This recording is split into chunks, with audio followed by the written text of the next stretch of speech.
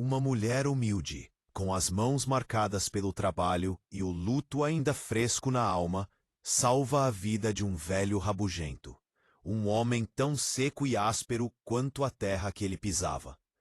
E a recompensa que ela recebe por esse ato de pura bondade, meus amigos, não foi apenas algumas moedas, não foi apenas gratidão.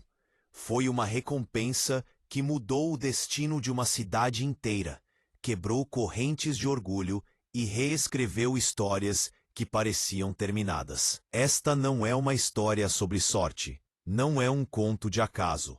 É uma história sobre o destino, e como ele, de forma teimosa, se esconde nos lugares mais improváveis, nas estradas mais empoeiradas e nos corações mais fechados. Às vezes a mão que você estende para ajudar alguém que tropeçou e caiu, a mão que você oferece sem pensar em retorno, sem calcular o ganho, é exatamente a mesma mão que o universo, em sua infinita sabedoria, procede. Estava esperando para usar para levantar você do seu próprio abismo. Para Pato, imaginem a cena, pois ela é crucial. Não é uma cena de cidade grande. Não há luzes, não há multidão. É o oposto. É o silêncio. Uma estrada de terra batida, esquecida pelo progresso, no interior mais profundo do país. Uma terra onde o sol castiga e a chuva é uma promessa raramente cumprida. O chão está rachado, a poeira vermelha sobe e gruda na pele. O ar é pesado, quente. E lá está ela, a nossa protagonista, Maria. Uma viúva carregando nas costas não apenas um pequeno fardo, mas o peso invisível de toda uma vida de perdas. E no chão, caído como um saco de batatas velhas, está ele. Um homem, um velho, que poderia ser qualquer um. Mas ele não era. Aquele homem, coberto de poeira, com a cara amarrada pela dor e pela raiva de estar naquela posição vulnerável, era o dono de tudo. O dono da água que faltava na casa dela. O dono da terra que ela não podia plantar. O dono das dívidas que a sufocavam. E ela, sem saber de nada disso, apenas vê um ser humano precisando de ajuda. O coração dele, conhecido por todos como mais duro que a pedra do rio seco, estava prestes a ser quebrado. Não por uma força da natureza, mas por um simples ato de bondade. Olá! Olá, minha querida família de contos, de lições, de reflexões. Que bom que você está aqui. Que alegria saber que nos encontramos novamente. Se por acaso esta é a primeira vez que a sua estrada cruza com a nossa, eu lhe dou as boas-vindas de braços abertos. Sinta-se em casa, puxe uma cadeira. Pois este lugar é seu. Este é o nosso ponto de encontro sagrado. Aqui, nós não apenas passamos o tempo contando histórias. Nós fazemos mais. Nós aprendemos com elas. Nós bebemos de cada palavra, tentando entender os mistérios da vida.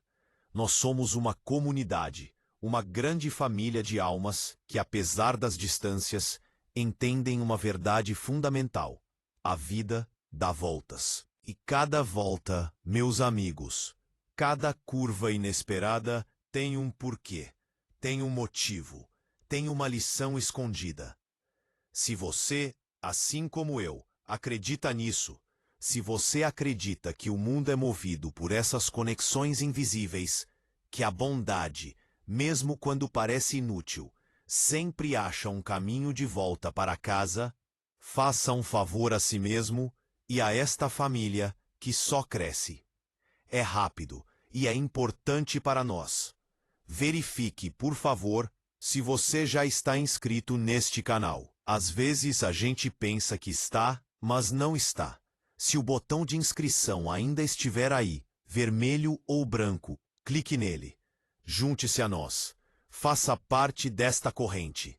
E faça mais. Conte para mim, agora mesmo, nos comentários, de qual cidade, de qual estado, de qual cantinho deste país imenso você está me ouvindo hoje. Eu faço questão de ler. Eu quero saber até onde a nossa história, A nossa voz está viajando. Quando leio o nome da sua cidade, eu sinto que estamos mais perto. Mando o meu abraço, o meu carinho e renovo minhas forças. Saber que você está aí, do outro lado, ouvindo com atenção, é o que dá sentido e força à minha voz. Agora sim. Agora que estamos todos reunidos, silenciem as preocupações do dia. Respirem fundo. Esqueçam o que ficou lá fora. E vamos juntos, de mãos dadas, para essa jornada. A história de Maria e do velho Arthur está prestes a começar. A nossa história não acontece agora. Ela acontece num tempo onde o tempo parecia se arrastar mais devagar. Ou talvez fosse apenas mais pesado, mais difícil de empurrar. Estamos voltando para o ano de 1962. Um ano onde o mundo lá fora falava de foguetes e Guerra Fria. Mas ali, no coração do Brasil, no interior mais profundo que se pode imaginar, essas notícias eram apenas um chiado distante, no único rádio da farmácia. Estamos no vilarejo poeirento de São Damião. Não se engane pelo nome do santo, um protetor, pois ali a fé era testada desde o momento em que o sol nascia, vermelho e implacável, até o momento em que se punha, deixando para trás apenas o frio da noite no sertão. A vida em São Damião não era uma vida, era uma aposta diária contra o sol.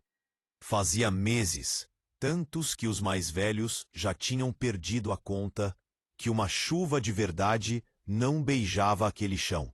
O chão não era terra, era uma casca dura, rachada de um vermelho ocre que manchava os pés e as roupas. O ar era o inimigo invisível, tão seco que cortava os lábios e fazia os olhos arderem. A poeira vermelha, fina como talco, era a verdadeira dona do lugar. Ela cobria tudo, cobria os telhados baixos, as poucas árvadas raquíticas da praça, entrava pelas frestas das janelas de madeira, mesmo as mais fechadas, pintava os móveis simples de uma cor de tristeza e se misturava, de forma incômoda, ao suor dos trabalhadores, criando uma segunda pele de lama e cansaço. Naqueles tempos, em 1962, a eletricidade era um luxo para meia dúzia de casas no centro da vila, aquelas perto da igreja e da venda. Para a maioria, a noite era vencida no querosene, na luz amarela e fraca da lamparina, que mal dava para ler a Bíblia ou remendar uma roupa. E a água, a água era o verdadeiro ouro. Um tesouro disputado, buscado em latas pesadas, carregadas na cabeça por quilômetros, no único poço na saída da vila que, por teimosia ou milagre, ainda não tinha secado completamente. As notícias, como eu disse, chegavam pelo rádio, chiando, ou mais comumente, pela boca dos viajantes, dos mascates, que paravam na venda para descansar o burro e tomar uma dose de cachaça. A maior preocupação do dia não era o futuro, era o agora. Era garantir o punhado de feijão e a farinha que iriam para a panela à noite. Era uma época de gente simples, de mão calosa, de unha suja de terra, e de pouca conversa fiada. Um bom dia valia muito. Era um reconhecimento de que o outro também estava ali, lutando. E uma promessa, uma palavra dada, valia mais que qualquer documento assinado em cartório. As mulheres envelheciam rápido, seus rostos marcados pelo sol e pela preocupação antes dos 30. Os homens se quebravam sob o sol, suas costas curvadas pelo peso da enxada. E a única certeza da semana era a missa de domingo, onde o padre pedia por chuva e a conta na caderneta da venda do Sr. Afonso, que só aumentava. Era nesse cenário de espera, de resistência e de poeira, que vivia e respirava, ou melhor, sobrevivia, a nossa protagonista. No casebre mais afastado do centro da vila, Lá onde a estrada principal se cansava de ser estrada e se tornava apenas um rastro de terra comido pelo mato seco, vivia Maria. Maria era, como o povo dizia, uma alma.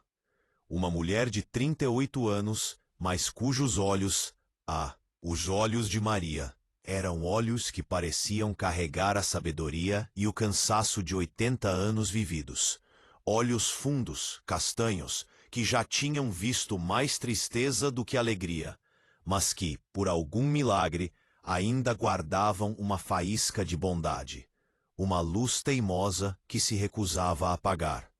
Ela era viúva, e em 1962, num lugar como São Damião, ser viúva não era apenas um estado civil, era quase uma sentença. Fazia 2 anos, 2 secas inteiras, que seu marido, João, um homem bom, forte, de sorriso fácil, tinha sido levado. Uma febre, uma daquelas doenças que o mato traz e que o Dr. Matos, com seu pouco estudo, não soube ou não pôde curar. João se foi numa noite quente, deixando para Maria apenas o casebre de 2 peças, com chão de barro batido, 2 galinhas tão magras quanto teimosas, e uma saudade que nas noites de silêncio doía no peito como uma faca fria. Maria era o que o povo da vila, mesmo o mais mesquinho, era obrigado a chamar de boa pessoa. Uma alma que, mesmo tendo tão pouco, tão perto do nada, não hesitava em dividir. Ela vivia a regra de ouro sem nunca ter lido em livros. Se a vizinha, Dona Zilda, batia na sua porta pedindo uma xícara de açúcar, e Maria só tinha aquela xícara, ela dividia no meio. Se via um cachorro de rua, com a língua de fora, ela dividia a água preciosa de sua lata. Ela era a justa da nossa história. Vivia de costuras. Na sua velha máquina de pedal, que fazia mais barulho que ponto, ela remendava as roupas gastas dos outros trabalhadores da região. Remendava calças de brim, camisas de algodão, vestidos de chita. Ganhava por isso alguns trocados, moedas que mal davam para comprar o querosene da lamparina e o fubá da semana. A vida de Maria era um ritual silencioso de sobrevivência, uma rotina imutável. Acordava antes mesmo que o galo cantasse, quando o céu ainda estava roxo. Caminhava até o poço, voltava com a lata na cabeça, equilibrando o futuro do seu dia. Cuidava da horta teimosa que ela, contra todas as probabilidades, tentava manter viva nos fundos do quintal, uma horta de couve e cebolinha. E depois se sentava na sua cadeira de balanço na varanda. Uma cadeira que tinha sido de sua mãe, com a linha e a agulha na mão, os óculos remendados com arame no rosto. E esperava. Esperava que alguém precisasse de seus serviços. Esperava a chuva. Esperava um sinal de Deus. Não tinha luxos.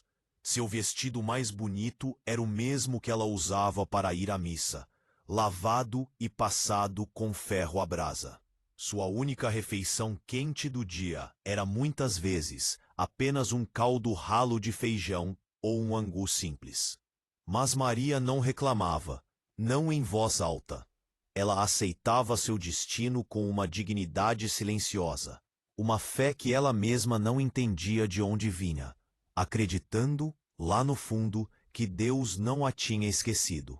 Ele estava apenas demorando. A verdadeira tragédia na vida de Maria não foi apenas a morte de João. A morte, por mais dolorosa, é uma parte da vida que todos, eventualmente, encontram. A tragédia real, aquela que corrói a alma dia após dia, foi o que veio depois. Foi a solidão. Foi a invisibilidade. Quando João era vivo, eles eram um casal. Eles eram uma unidade. Tinham seu lugar na vila, por mais humilde que fosse. Mas agora, sendo uma viúva sozinha, Sem filhos para lhe dar voz ou força, ela havia se tornado uma sombra. Em São Damião, uma mulher sozinha era vista ou como uma presa fácil ou como um fardo. E Maria não queria ser nenhum dos dois. A pobreza, meus amigos, tem esse poder terrível. Ela nos apaga aos olhos dos outros. O sofrimento de Maria era diário, constante, como o zumbido de um mosquito no escuro. Era o sofrimento da fome, aquela fome mansa, que não mata de uma vez, mas que enfraquece, que tira o brilho dos olhos. Uma fome que ela escondia com um sorriso pálido, para não preocupar os outros.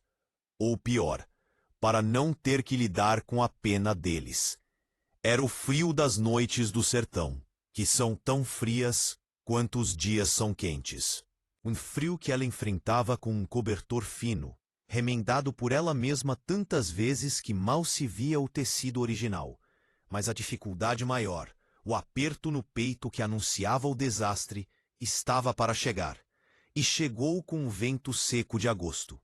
A seca se agravou. O sol parecia ter decidido queimar o mundo. E com a seca, o pouco trabalho que Maria tinha sumiu, desapareceu.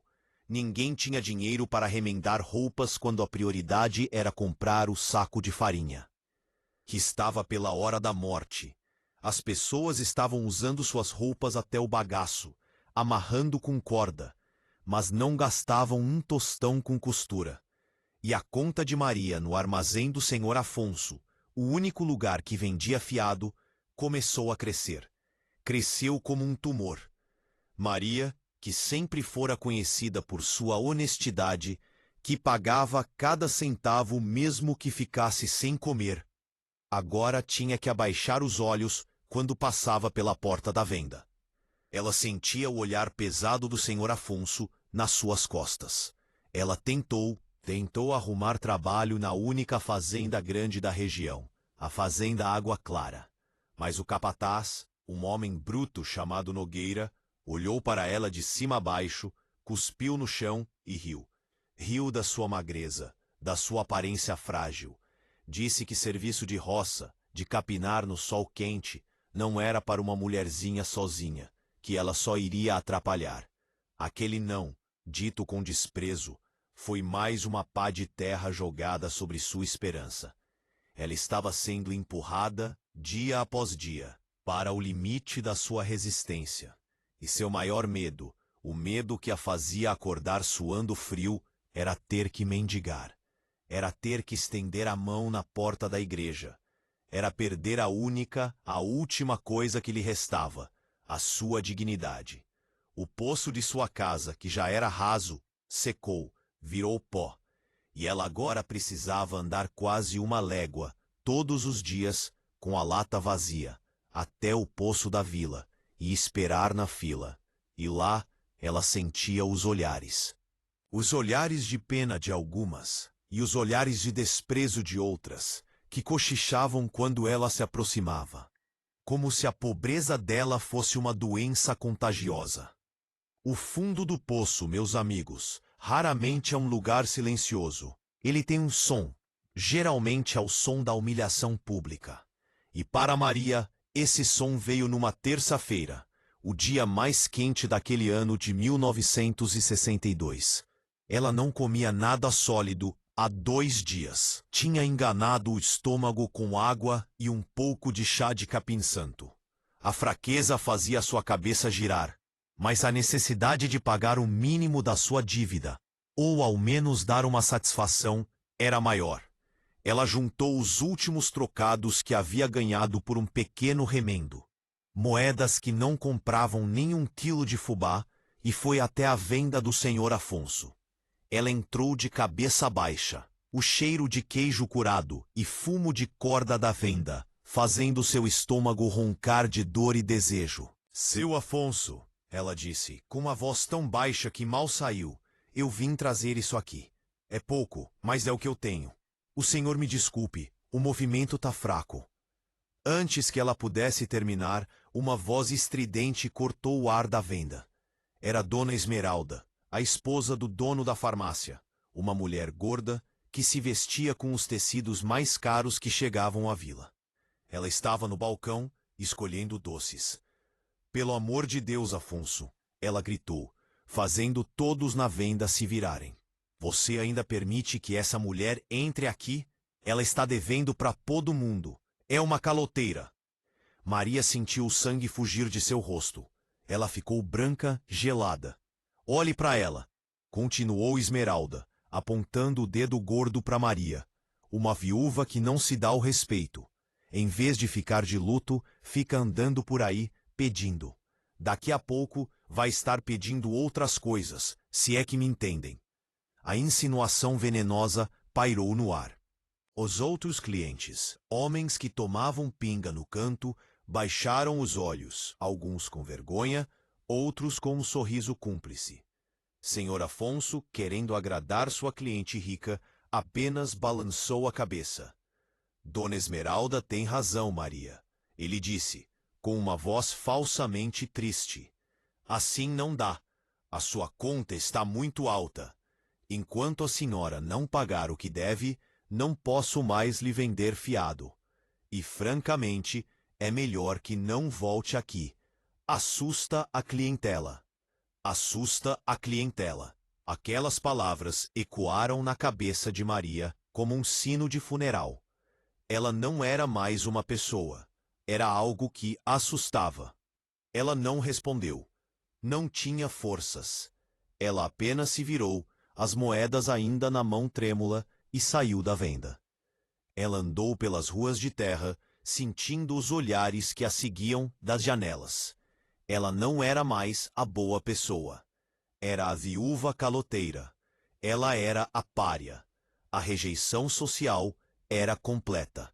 Ela chegou em seu casebre, fechou a porta de madeira e, pela primeira vez desde que João morreu, ela não chorou.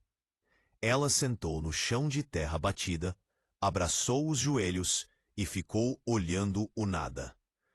O silêncio dentro dela era mais ensurdecedor do que os gritos de Dona Esmeralda.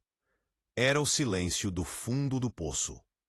Ela estava sozinha, humilhada, faminta e sem nenhuma perspectiva de que o amanhã seria diferente.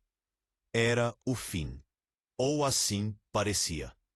Quando tudo parece perdido, quando o silêncio do desespero se instala, o destino costuma dar uma risada e mover suas peças. Maria passou aquela noite e o dia seguinte num torpor. A fome e a humilhação tinham criado uma névoa em sua mente. Mas no terceiro dia, a sede falou mais alto. A água em sua moringa tinha acabado. Ela precisava ir ao poço da vila. Precisava enfrentar os olhares. Mas por orgulho, ou talvez por um instinto de autopreservação, ela decidiu tomar um caminho diferente. Havia um boato, uma história de velho, sobre uma pequena nascente, a Fonte da Pedra, a muitos quilômetros dali, fora da estrada principal, num caminho que ninguém usava.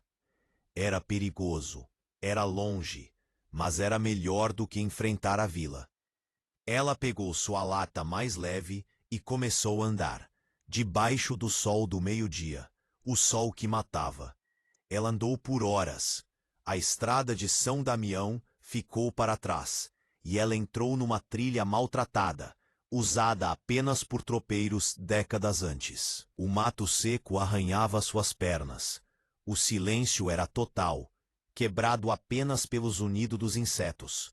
E foi então, quando ela mesma já estava prestes a desfalecer, que ela viu.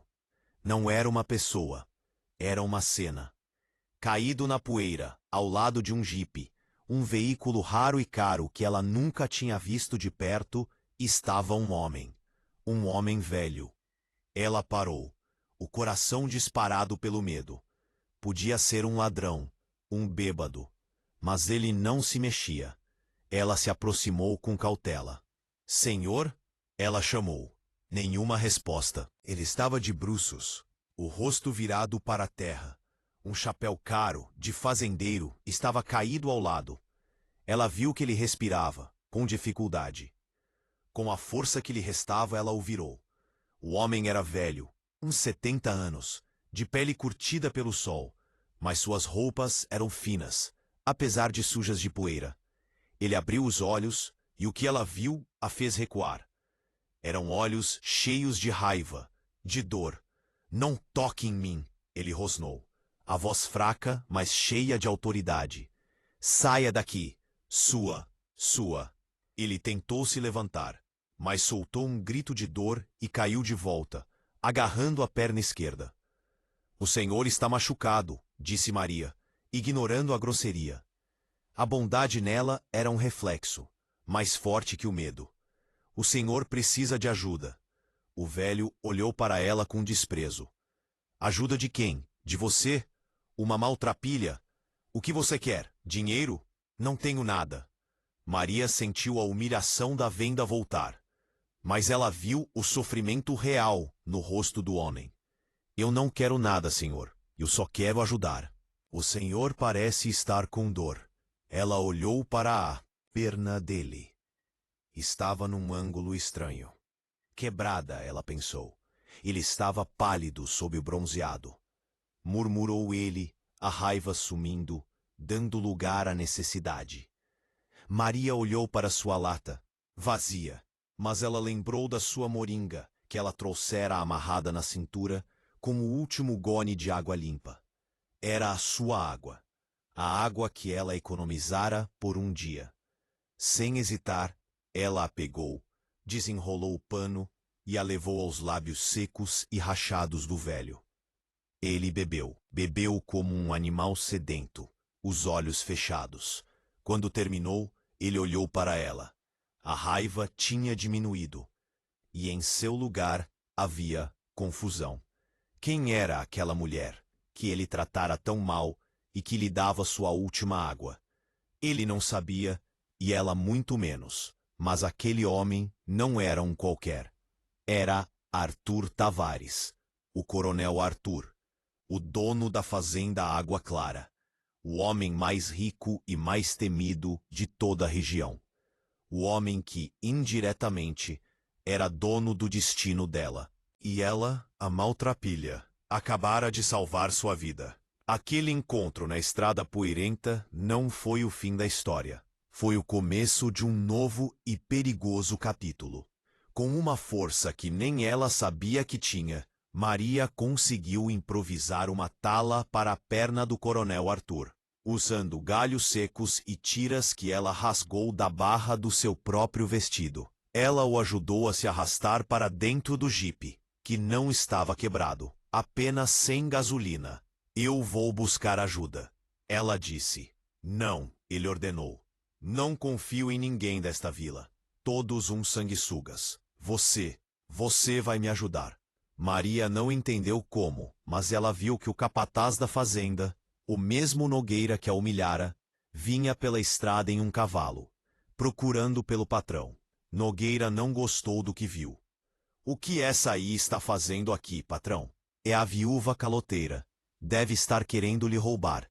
O coração de Maria gelou. Mas Arthur, mesmo com dor, tinha uma voz que não aceitava a discussão. "Cale a boca, Nogueira. Essa mulher salvou minha vida. Ela me deu água. Agora, me ajude a levantar e leve-a para a fazenda. Ela vai cuidar de mim." A ordem foi como um trovão. Nogueira ficou pálido de raiva. Ele via Maria como uma ameaça. Ele que por anos administrou a fazenda com mãos de ferro, roubando o patrão em pequenas coisas, viu naquela cena o início de sua queda. A notícia se espalhou pela vila de São Damião mais rápido que fogo em mato seco. A viúva Maria está na Casa Grande. Ela enfeitiçou o coronel Arthur. Ela é uma golpista. De repente, a mulher que era invisível tornou-se o centro de todas as fofocas, e a vilã principal era a Dona Esmeralda, a mesma que a humilhara na venda. "Eu não disse?" Ela falava em voz alta na praça. Uma mulher daquela laia, com certeza se ofereceu para o velho. É uma sem-vergonha, querendo dar o golpe do baú. O julgamento da vila foi rápido e cruel. "Maria, que estava na sede da fazenda Água Clara, num quarto pequeno nos fundos, não apenas cuidando da perna quebrada do coronel, mas também cozinhando para ele, pois ele se recusava a comer a comida dos outros empregados. Não sabia da tempestade que se formava. Para ela, o conflito era interno. Ela estava cuidando do homem mais poderoso da região, o homem que todos temiam. Ele era rabugento. Sim, reclamava de tudo. Da comida, da forma como ela arrumava os travesseiros, do calor. Mas pela primeira vez em muito tempo, Maria se sentia útil. E mais importante, ela não estava passando fome. Mas o perigo real estava em Nogueira, o capataz. Ele via a aproximação de Maria com o patrão como um risco direto. Arthur, preso à cama, começou a conversar com Maria. Perguntou sobre sua vida, sobre seu marido, sobre suas dívidas. E Maria, com sua simplicidade honesta, contou. Contou da humilhação na venda. Contou da fome. Contou da seca. Ela não pedia nada. Apenas respondia. E Arthur ouvia, seus olhos duros se tornando pensativos. Nogueira percebeu essa mudança. Ele sabia que o coronel estava começando a ver a vila através dos olhos de Maria. E ele sabia que, se Arthur descobrisse suas falcatruas, seu roubo na venda dos grãos, ele estaria perdido. Nogueira precisava tirar Maria de lá. E ele começaria pelo ponto mais fraco dela, sua reputação. As semanas se passaram. A perna do coronel Arthur estava melhorando. Mas seu temperamento, curiosamente, estava mais suave. Ele passava horas em silêncio, apenas observando Maria. Observava a decência com que ela o tratava, mesmo quando ele era rude. Observava a honestidade em seus olhos, quando ela lhe trazia as contas da cozinha. Cada centavo anotado num papel de pão. Ele, que passou a vida inteira cercado por pessoas que o temiam ou que queriam seu dinheiro, estava diante de algo que ele não conhecia. A bondade desinteressada. Um dia, ele a chamou. Maria, ele disse, a voz séria. Nogueira me disse que você está com problemas na vila. Que sua reputação está manchada. Maria baixou os olhos, a vergonha queimando seu rosto. Nogueira também me disse, continuou Arthur, que a melhor forma de eu lhe pagar pela sua ajuda é lhe dar um dinheiro e mandá-la embora para outra cidade. Para recomeçar. Maria sentiu uma pontada de tristeza. Ela tinha se acostumado com a rotina na fazenda. Mas ela entendeu. Era o esperado. Se o senhor acha melhor, coronel, eu agradeço por tudo. Ela estava pronta para ir. Mas então, Arthur fez algo inesperado. Ele bateu na cama com a mão. Sente-se, mulher, eu não terminei. Ele a encarou.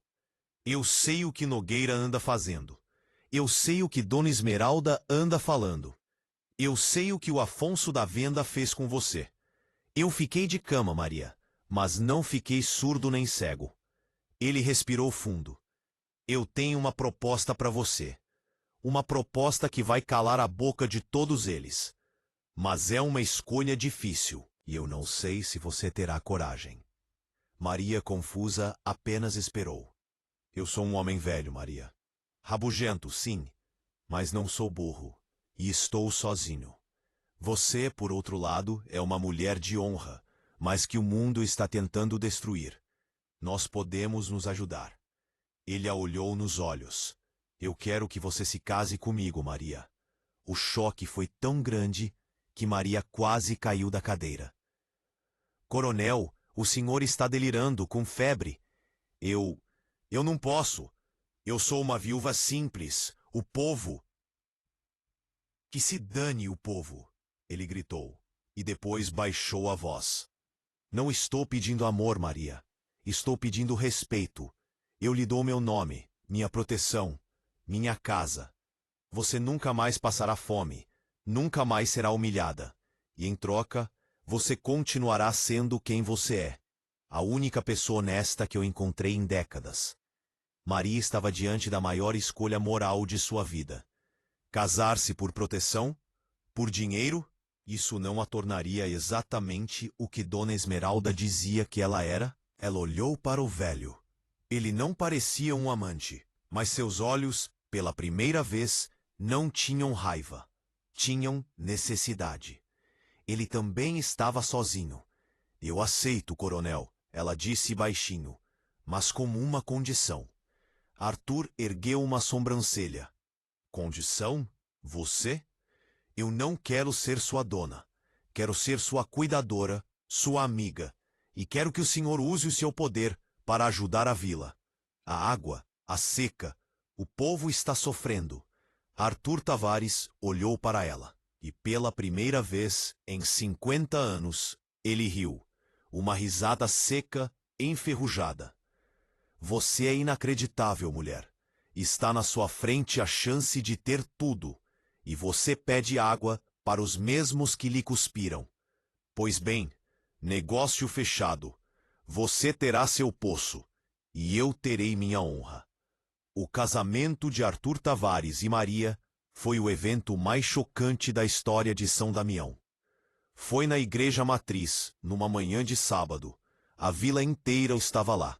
Dona Esmeralda estava na primeira fila, o rosto verde de inveja e raiva. Senhor Afonso, da venda, suava frio, e Nogueira, o capataz, estava ao lado do patrão.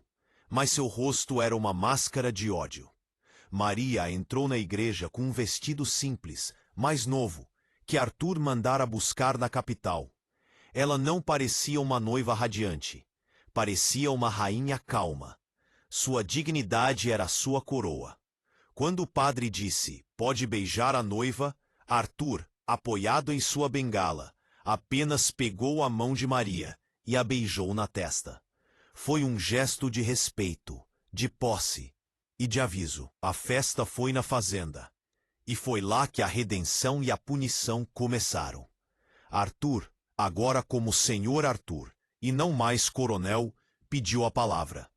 Minha esposa, Maria Tavares, ele começou, e a palavra esposa calou a multidão. Minha esposa me fez ver coisas que eu, na minha velhice teimosa, não via. A primeira coisa é que esta vila precisa de água. Ele anunciou que iria financiar, do próprio bolso, a abertura de 3 poços artesianos públicos, um no centro e 2 nos bairros mais pobres. O murmúrio de aprovação correu.